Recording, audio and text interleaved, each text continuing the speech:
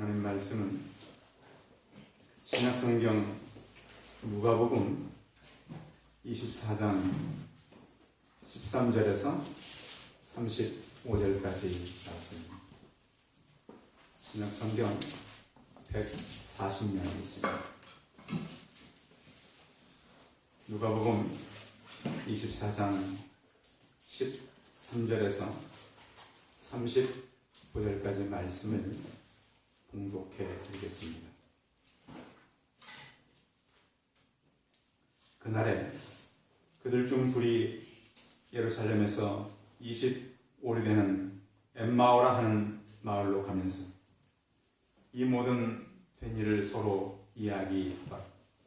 그들이 서로 이야기하며 문회할 때 예수께서 가까이 이르러 그들과 동행하시는 그들의 눈이 가려져서 그인 줄 알아보지 못하거늘 예수께서 이르시되 너희가 길 가면서 서로 주고받고 하는 이야기가 무엇이냐 하시니 두 사람이 슬픈 빛을 띠고 머물러서던 그 한 사람인 글로바라 하는 자가 대답하여 이르되 당신이 예루살렘에 체류하면서도 요즘 거기서 된 일을 혼자만 알지 못하느냐. 이르시되 무슨 일이냐. 이르되 나사렛 예수의 일이니 그는 하나님과 모든 백성 앞에서 말과 일에 능하신 선지자이거늘 우리 대제사장들과 관리들이 사형 판결에 넘겨주어 십자가에 못 박혔느니라. 우리는 이 사람이 이스라엘을 속량할 자라고 바란노라. 이뿐 아니라 이 일이 일어난 지가 사흘째요. 또한 우리 중에 어떤 여자들이 우리로 놀라게 하였으니 이는 그들이 새벽에 무덤에 갔다가 그의 시체는 보지 못하고 와서 그가 살아나셨다 하는 천사들의 나타남을 보았다 하며 또 우리와 함께한 자 중에 두어 사람이 무덤에 가 과연 여자들이 말한 바와 같음을 보았으나 예수는 보지 못하였느니라 하거늘 이르시되 미련하고 선지자들이 말하는 모든 것을 마음에 더디 믿는 자들이여 그리스도가 이런 고난을 받고 자기 영광에 들어가야 할 것이 아니냐 하시고 이에 모세와 모든 선자의 글로 시작하여 모든 성경에 쓴 바 자기에 관한 것을 자세히 설명하시니라. 그들이 가는 마을에 가까이 가매 예수는 더 가려 하는 것 같이 하시니 그들이 강권하여 이르되 우리와 함께 유하사이다. 때가 저물어가고 날이 이미 기울었나이다 하니 이에 그들과 함께 유하로 들어가시니라. 그들과 함께 음식 잡수실 때 떡을 가지사 축사하시고 떼어 그들에게 주시니 그들의 눈이 밝아져 그인 줄 알아보더니 예수는 그들에게 보이지 아니하시는지라.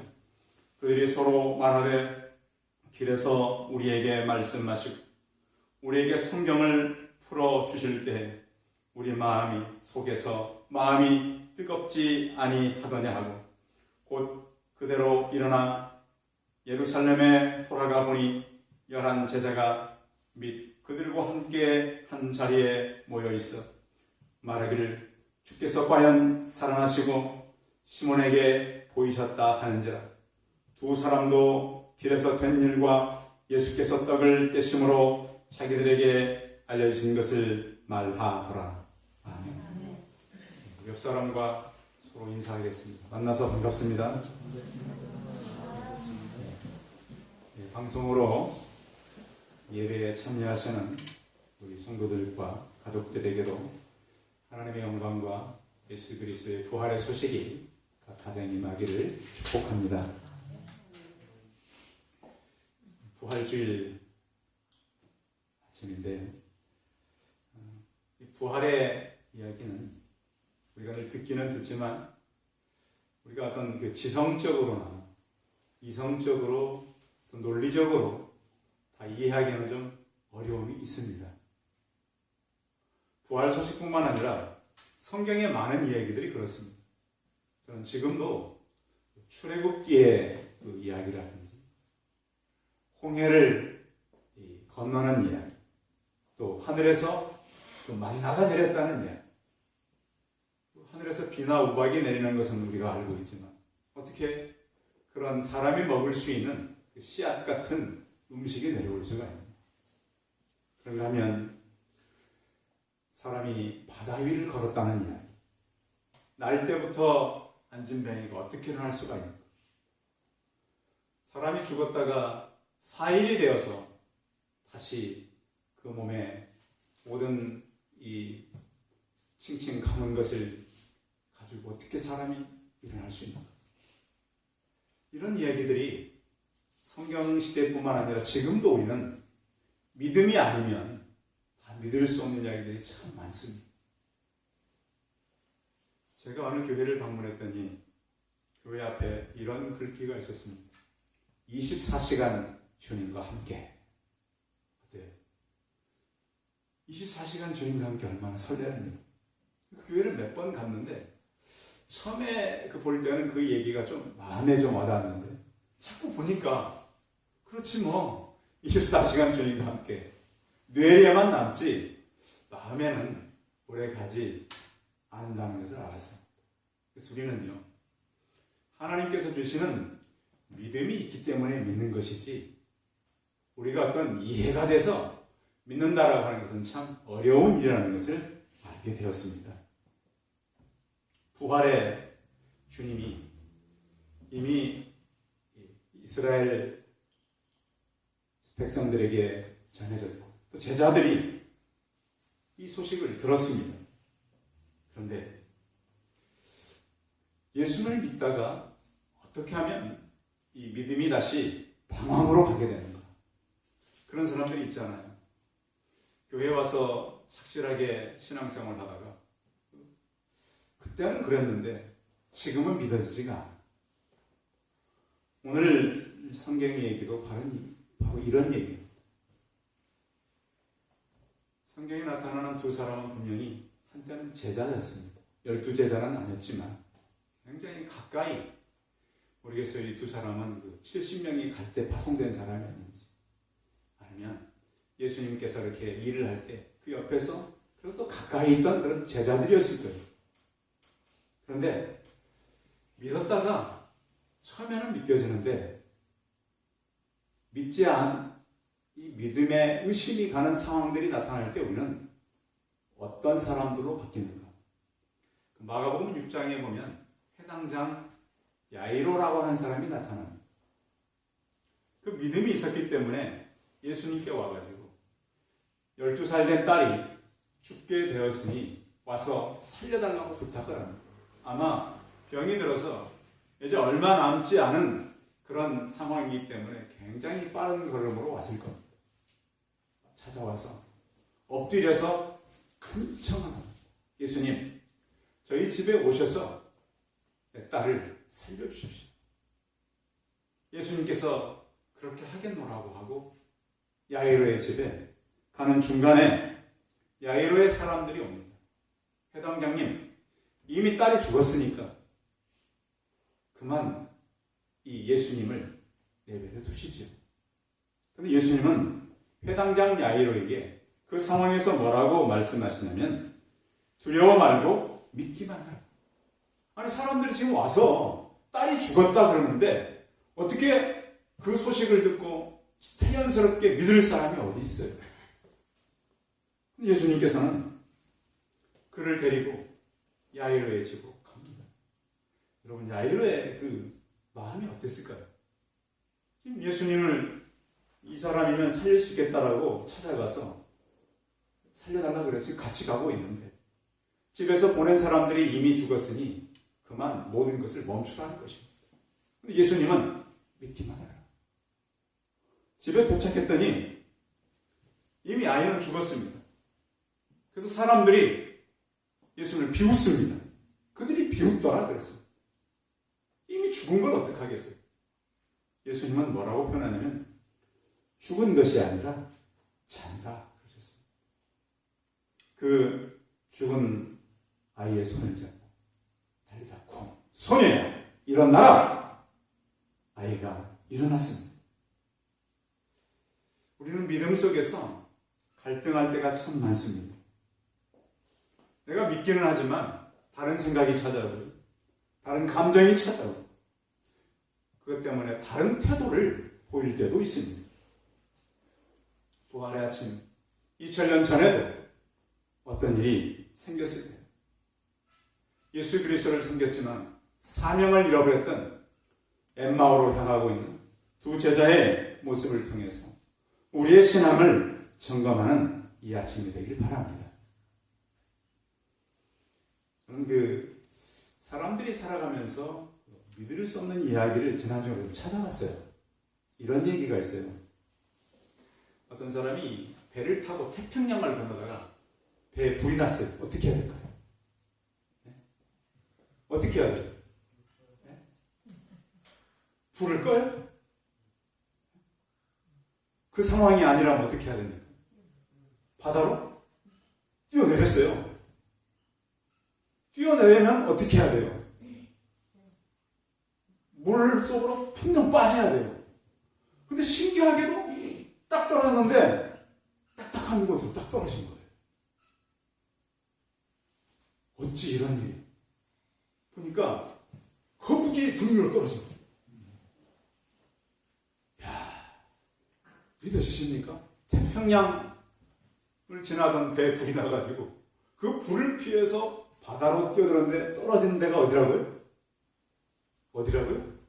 거북이 등. 이건 동아일보에 났던 얘기예요. 신문에. 중앙일보에. 중앙일보.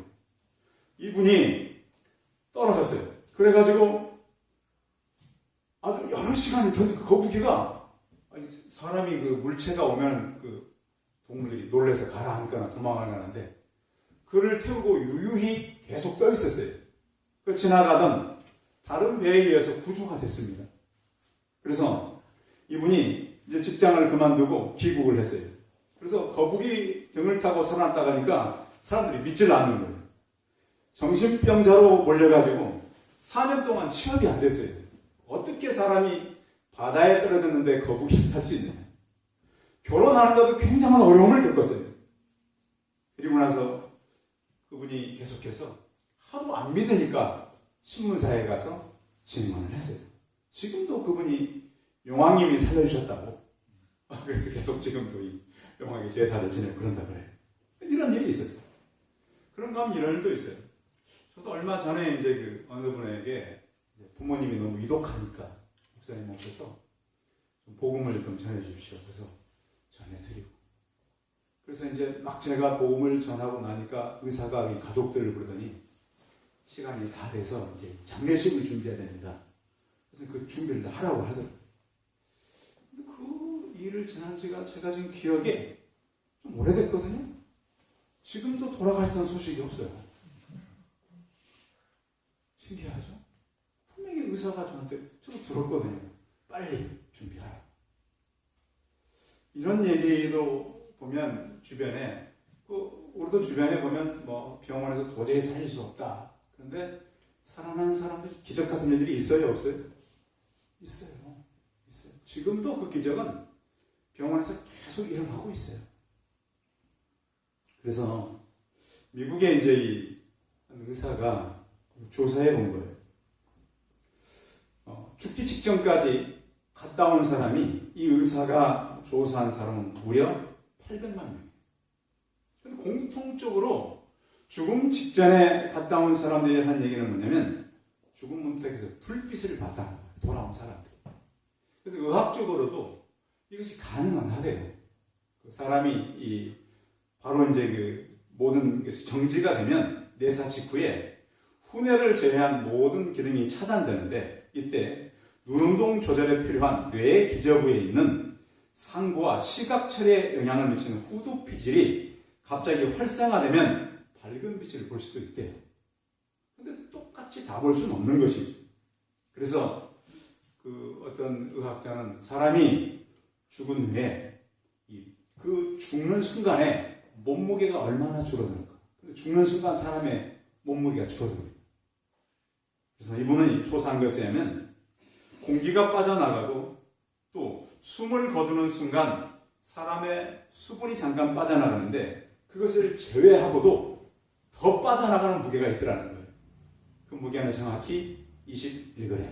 그래서 이분이 이것은 영혼의 무게다 이렇게 주장을 했어요.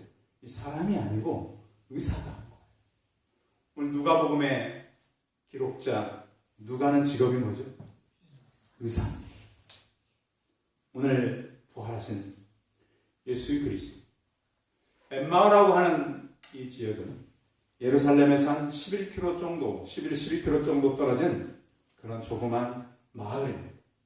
오늘 본문은 그날에, 부활한 그날에, 어떻습니까? 부활한 그날은 희망이 솟아야 되는 날이잖아요. 부활의 소식은. 죽었다가 사람이 살아났다는 얘기는 소망의 날이잖아요. 그런데 이미 그 소식을 들었어요. 소식을 들었는데 이 두 사람은 이것을 믿을 수가 없었어요. 왜냐하면 그들이 보는 데서 예수님이 잔인하게 죽는 것을 보았거든요. 장사되는 것을 다 보았거든요. 이미 사흘이 지났거든요. 믿을 수 없는 이야기다. 그래서 오늘 성경에도 그 한 사람의 이름은 글로바라 이렇게 나와 있습니다. 도저히 예수님은 살아날 수가 없다. 그래서 원래 예수님께서 살아계실 때에 내가 너희보다 먼저 어디로 가리라 그랬죠? 갈릴리로 가겠다 그랬습니다. 갈릴리는 예루살렘을 중심으로 북쪽에 있습니다. 그래서 이제 직접 가려면 북쪽으로 가야 돼요. 또 여리고 쪽으로 가려면 동쪽으로 가야 돼요. 여리고 쪽으로 돌아서 많이 갔거든요. 사마리아를 피해서 갈 때. 그래서 이제 북쪽이나 동쪽으로 가야 되는데 엠마오는 서쪽에 있어요. 전혀 다른 방향이에요. 그래서 예수님께서 먼저 내가 갈릴리로 가겠다. 그런데 전혀 방향이 다른 서쪽으로 가고 있는 것입니다. 우리 가스펠성에도 보면 이런 찬양이 있잖아요. 당신은 지금 어디를 가고 있나요? 발걸음 무겁게. 그런 찬양이 있잖아요. 여러분은 이 시대를 살아가면서 여러분의 마음의 발걸음은 어디를 향하고 있습니까? 오늘 엠마오의 두 제자의 이 걸음은 절망과의 걸음. 엠마오로 가는 두 제자는 예수님의 죽음 앞에서 절망한 사람들. 얼굴에는 슬픔이 가득했다라고 오늘 말씀 17절에 나와 있죠. 17절 한번 읽어볼까요? 시작. 예수께서 이르시되 너희가 길 가면서 서로 주고받은 이야기가 무엇이냐 하시니 두 사람이 슬픈 빛을 띠고 머물러 살아라. 그러니까 이미 3일이 지났는데도 너무 현실이 슬픈 거예요. 근데 그들은 그 예수님께서 너무 능하시기 때문에 그 십자가라도 이기실 줄로 생각했던 것 같아요. 그런 능력이 많아서 죽은 자를 살렸잖아요. 병든 사람도 치유했고 풍랑도 잠잠하게 하셨어요. 못하실 것이 없고 이루지 못할 일이 없었어요. 그런데 그들이 기대와는 전혀 달리 십자가에서 능력도 없이 죽어버리신 거예요. 야이로의 딸을 살리러 가다가 예수님의 등 뒤에서 예수님의 옷자락을 만진 여인이 있었어요. 그렇죠? 가는 도중 바로 그때 치료를 받았어요. 죽음 앞에서 절망하고 낙심하고 죽음 앞에서 아무것도 할 수 없는 예수 그리스도라고 그들은 알게 된 것입니다. 우리는 죽음이 주는 의미가 무엇입니까? 두 사람의 대화는 자세히 기록되지 않았어요. 이 글로바하고 한 제자가 하는 대화. 아직도 죽음의 충격이 그들에게는 가시지 않았습니다. 그런데 예수님을 믿는 사람들은 어떤 충격이 온다 할지라도 하나님을 고백하며 살아가야 되는 자들입니다. 로마서 14장에 보면 우리는 남을 중히 여기는 자도 주를 위하여 중히 여기고 먹는 자도 주를 위하여 먹고 하나님께 감사하고 먹지 않는 자도 주를 위하여 먹지 않고 하나님께 감사한다 그랬습니다. 우리 중에 누구든지 자기를 위하여 사는 자가 없고 자기를 위하여 죽는 자도 없다. 우리가 살아도 주를 위하여 살고 죽어도 주를 위하여 죽나니 그러므로 사나 죽으나 우리가 주의 것이로라 그랬습니다. 성도 여러분, 이 땅에 살아가면서도 절망 가운데 사시지 마시고 감사하며 사시기 바랍니다. 성공해도 실패해도 하나님께서 함께 하시고 감사하며 살아가시기 바랍니다. 예수 믿는 사람들은 또 목적의식이 분명한 사람입니다. 사나 죽으나 먹든지 마시든지 하나님의 영광을 위해 살아가시기 바랍니다. 또 우리는 소유의 개념도 확실해요.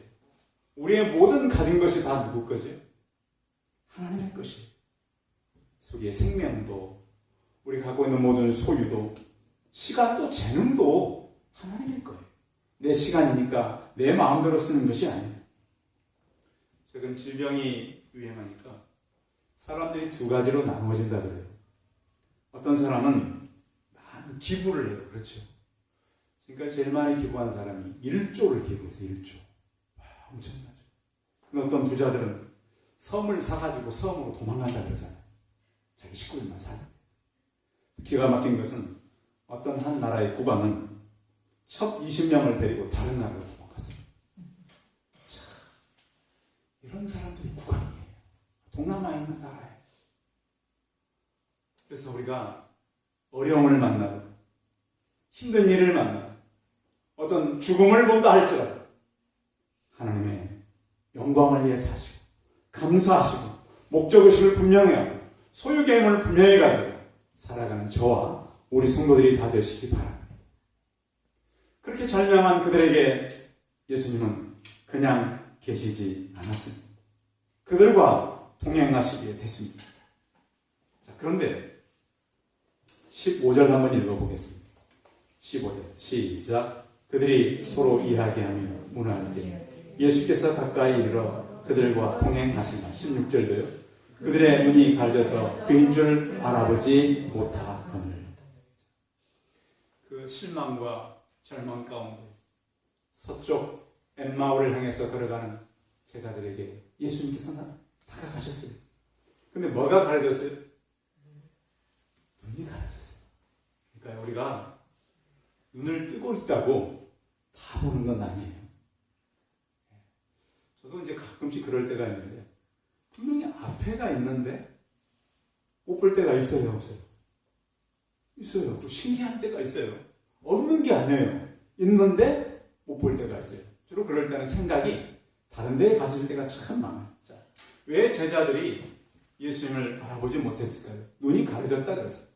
그런데 예수님께서는요, 언제 찾아오시냐면 은밀하게 많이 찾아오세요. 사람은 무엇으로 사는가? 사랑으로 사는 것인데요. 거기 그 책에 보면 예수님은 늘 자기 모습을 변장하고 나타나세요. 예수님은 오늘도 우리 장로님의 모습을 하고 찾아올 수도 있어요. 또 우리 청년의 모습을 하고 찾아올 수도 있어요.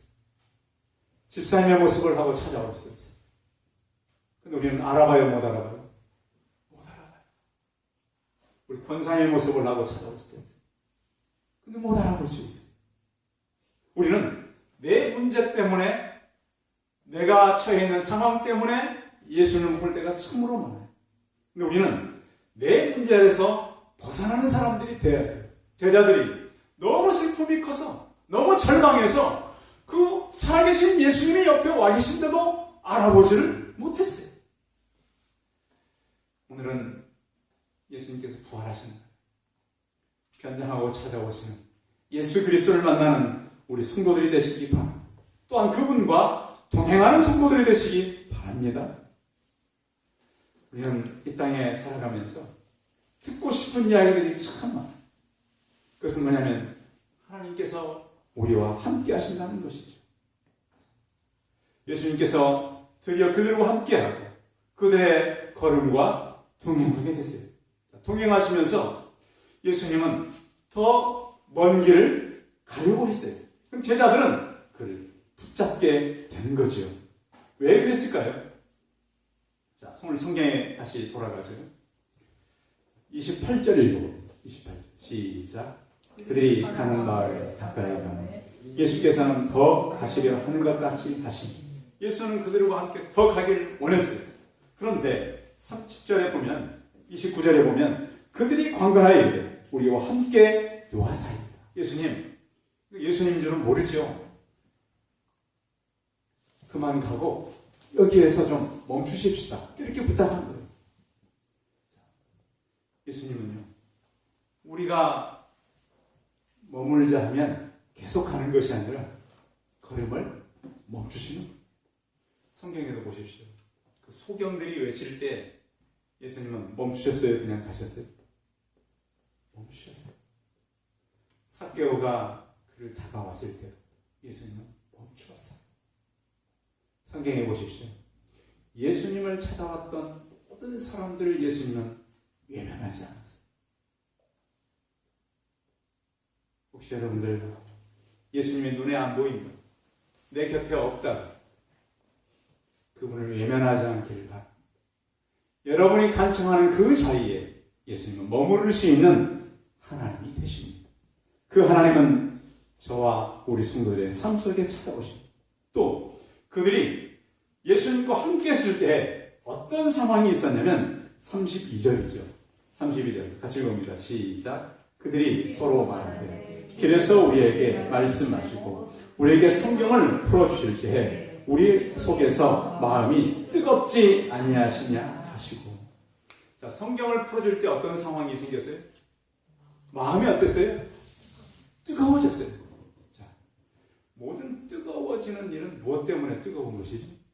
불이 있어야 뜨거워져요. 그렇죠? 불이. 자, 우리 바깥에 돌아다니다가 교회에 이렇게 들어오면 따뜻하죠? 왜 그렇죠? 전기를 통해서 불을 뗀 거잖아요. 그렇죠? 불이 있으면 뜨거워져요. 사람도 그래요.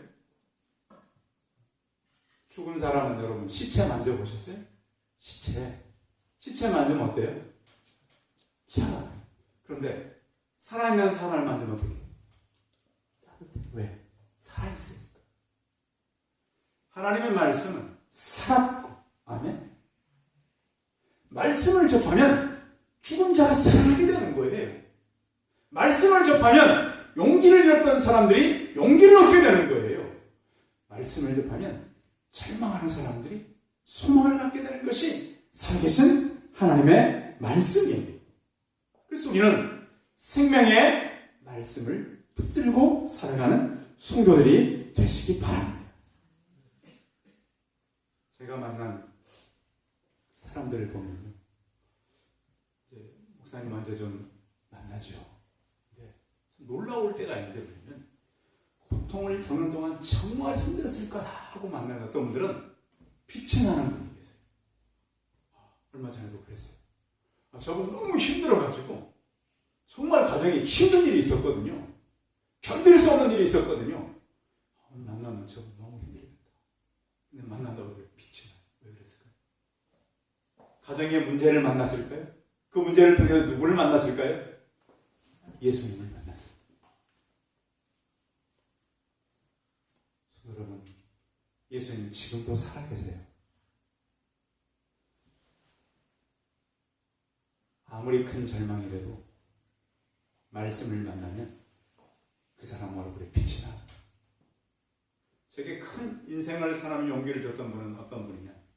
정말 혼자 도저히 살아갈 수 없어. 말씀 앞에 무릎 꿇고 말씀만 그냥 읽었던 그분. 말씀을 의지해서 용기를 얻은 그분. 처음에는 그분이 혼자 용기를 얻었지. 나중에 보니까 그분을 통해서 많은 사람들이 용기를 얻고 많은 사람들이 힘을 얻는 그런 상황이 됐더라고요. 여러분, 우리를 통해서 사람들이 식어진 가슴에 뜨거운 불이 던져지는 그런 말씀의 사람들이 되기를 축원합니다. 주와 동행하면 이렇게 변하는 것입니다. 예수님은 그들의 걸음을 바꾸어 주셨습니다.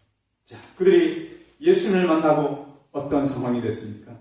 자, 오늘 말씀 33절입니다. 43절 같이 읽어봅니다. 시작. 곧 그때로 이는 예루살렘으로 돌아가고 열한 제자 및 그들과 함께 온 자들이 모여 있어. 아멘. 두 제자가 예수님을 만나 그들의 걸음에 방향을 바꿨어요. 엠마오로 가는 것이 아니라 다시 예루살렘으로 되돌아가게 된 것입니다. 그들은 감격이 있었습니다. 예수님을 만나고 힘이 있었습니다. 새 능력이 생겼습니다. 여러분, 인생의 평강이 어디로부터 오는 것입니까? 무기력하던 사람이 어디로부터 힘을 얻겠습니까?